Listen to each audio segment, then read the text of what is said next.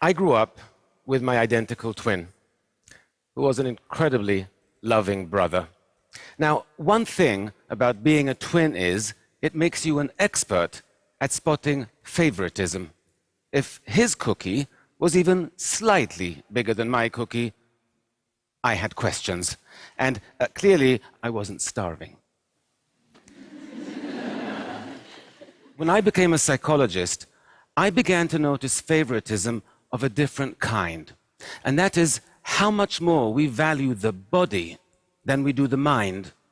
I spent 9 years at university earning my doctorate in psychology, and I can't tell you how many people look at my business card and say, "Oh, a psychologist, so not a real doctor." As if it should say that on my card.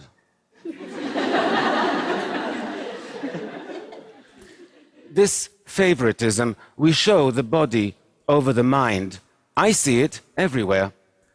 I recently was at a friend's house and their 5-year-old was getting ready for bed. He was standing on a stool by the sink brushing his teeth when he slipped and scratched his leg on the stool when he fell. He cried for a minute, but then he got back up, got back on the stool and reached out for a box of Band-Aids to put one on his cut.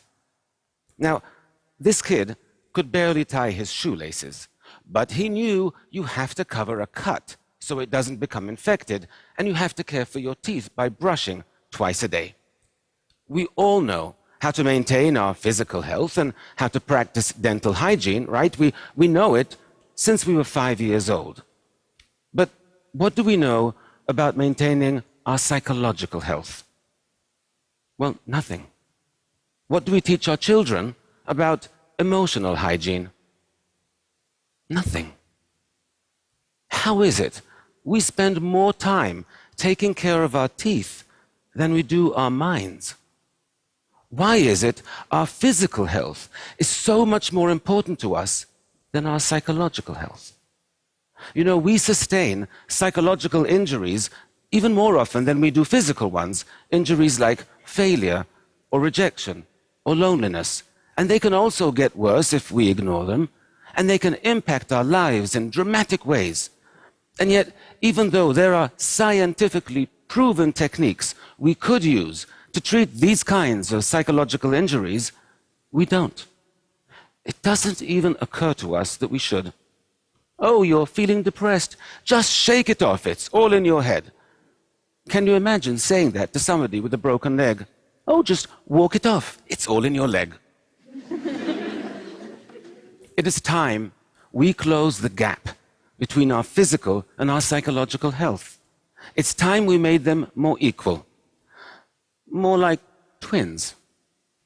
Speaking of which, my brother is also a psychologist, so he's not a real doctor either. We didn't study together, though.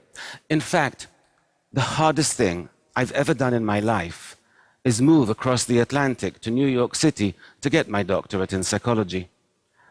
We were apart then for the first time in our lives, and the separation was brutal for both of us. But while he remained among family and friends, I was alone in a new country. We missed each other terribly, but international phone calls were really expensive then, and we could only afford to speak for 5 minutes a week. When our birthday rolled around, it was the first we wouldn't be spending together. We decided to splurge, and that week we would talk for 10 minutes. I spent the morning pacing around my room, waiting for him to call, and waiting, and waiting. But the phone didn't ring. Given the time difference, I assumed, okay, he's out with friends, he'll call later. There were no cell phones then. But he didn't. And I began to realize that after being away for over 10 months, he no longer missed me the way I missed him. Now, I knew he would call in the morning, but that night was one of the saddest and longest nights of my life. I woke up the next morning. I glanced down at the phone, and I realized I had kicked it off the hook when pacing the day before. I stumbled out of bed, I put the phone back on the receiver, and it rang a second later. And it was my brother. And boy, was he pissed. It was the saddest and longest night of his life as well. Now, I tried to explain what happened, but he said, I don't understand. If you saw I wasn't calling you, why didn't you just pick up the phone and call me? He was right. Why didn't I call him? I didn't have an answer then. But I do today, and it's a simple one. Loneliness. Loneliness creates a deep psychological wound, one that distorts our perceptions and scrambles our thinking. It makes us believe that those around us care much less than they actually do. It makes us really afraid to reach out because why set yourself up for rejection and heartache when your heart is already aching more than you can stand? I was in the grips of real loneliness back then, but I was surrounded by people all day, so it never occurred to me. But loneliness is defined purely subjectively. It depends solely on whether you feel emotionally or socially disconnected from those around you, and I did. There is a lot of research on loneliness, and all of it is horrifying. Loneliness won't just make you miserable, it will kill you. I'm not kidding. Chronic loneliness increases your likelihood of an early death by 14%. 14%. Loneliness causes high blood pressure, high cholesterol. It even suppresses the functioning of your immune system, making you vulnerable to all kinds of illnesses and diseases. In fact, scientists have concluded that taken together, chronic loneliness poses as significant a risk for your long-term health and longevity as cigarette smoking. Now, cigarette packs come with warnings saying this could kill you, but loneliness doesn't. And that's why it's so important we prioritize our psychological health, that we practice emotional hygiene. Because you can't treat a psychological wound if you don't even know you're injured.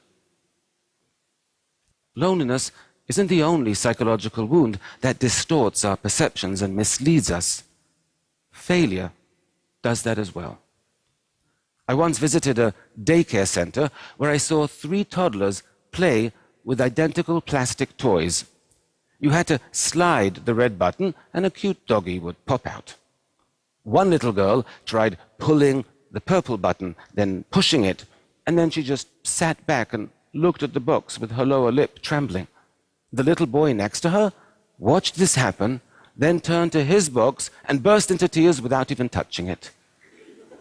Meanwhile, another little girl tried everything she could think of until she slid the red button, the cute doggy popped out, and she squealed with delight. So, 3 toddlers with identical plastic toys, but with very different reactions to failure.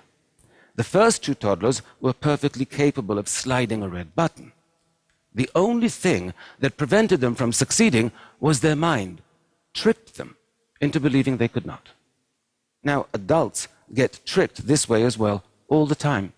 In fact, we all have a default set of feelings and beliefs that gets triggered whenever we encounter frustrations and setbacks. Are you aware of how your mind reacts to failure? You need to be. Because if your mind tries to convince you you're incapable of something and you believe it, then like those 2 toddlers, you'll begin to feel helpless and you'll stop trying too soon, or you won't even try at all. And then you'll be even more convinced you can't succeed. You see, that's why so many people function below their actual potential. Because somewhere along the way, sometimes a single failure convinced them that they couldn't succeed, and they believed it. Once we become convinced of something, it's very difficult to change our mind. I learned that lesson the hard way when I was a teenager with my brother.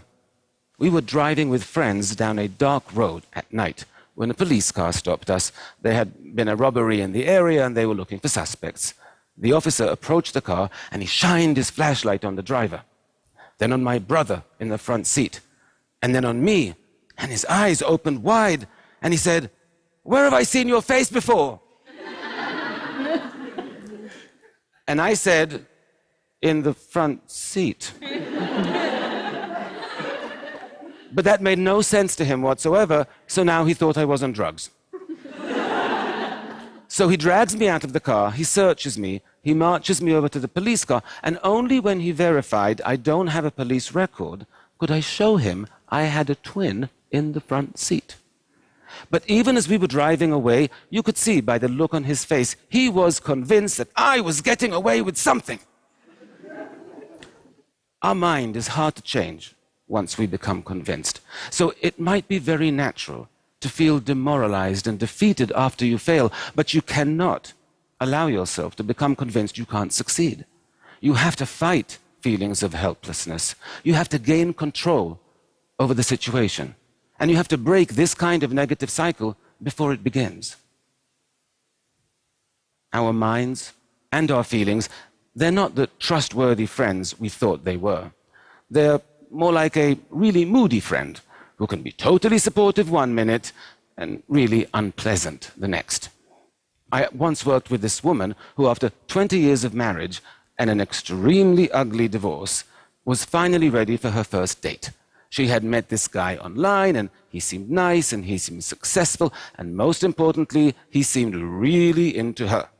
So she was very excited. She bought a new dress, and they met at an upscale New York City bar for a drink. 10 minutes into the date, the man stands up and says, "I'm not interested," and walks out.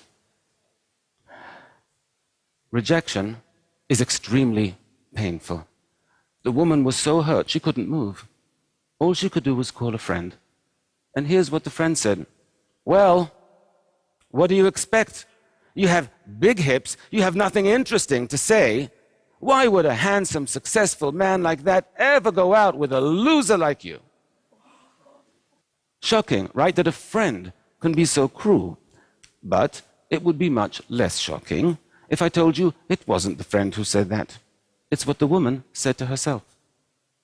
And that's something we all do, especially after a rejection. We all start thinking of all our faults and all our shortcomings, what we wish we were, what we wish we weren't. We call ourselves names, maybe not as harshly, but we all do it. And it's interesting that we do, because our self-esteem is already hurting. Why would we want to go and damage it even further? Right? We wouldn't make a physical injury worse on purpose. You wouldn't get a cut on your arm and decide, "Oh, I know, I'm going to take a knife and see how much deeper I can make it." But we do that with psychological injuries all the time. Why? Because of poor emotional hygiene. Because we don't prioritize our psychological health. We know from dozens of studies that when your self-esteem is lower, you are more vulnerable to stress and to anxiety, that failures and rejections hurt more, and it takes longer to recover from them.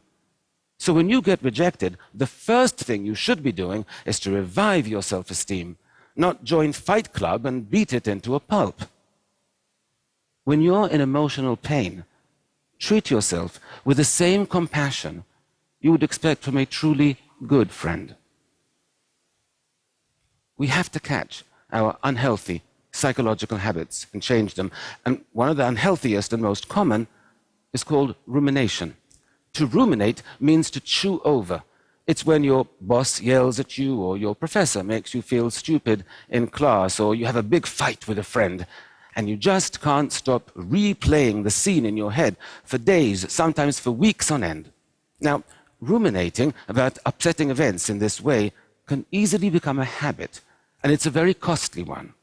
Because by spending so much time focused on upsetting and negative thoughts, you are actually putting yourself at significant risk for developing clinical depression, alcoholism, eating disorders, and even cardiovascular disease.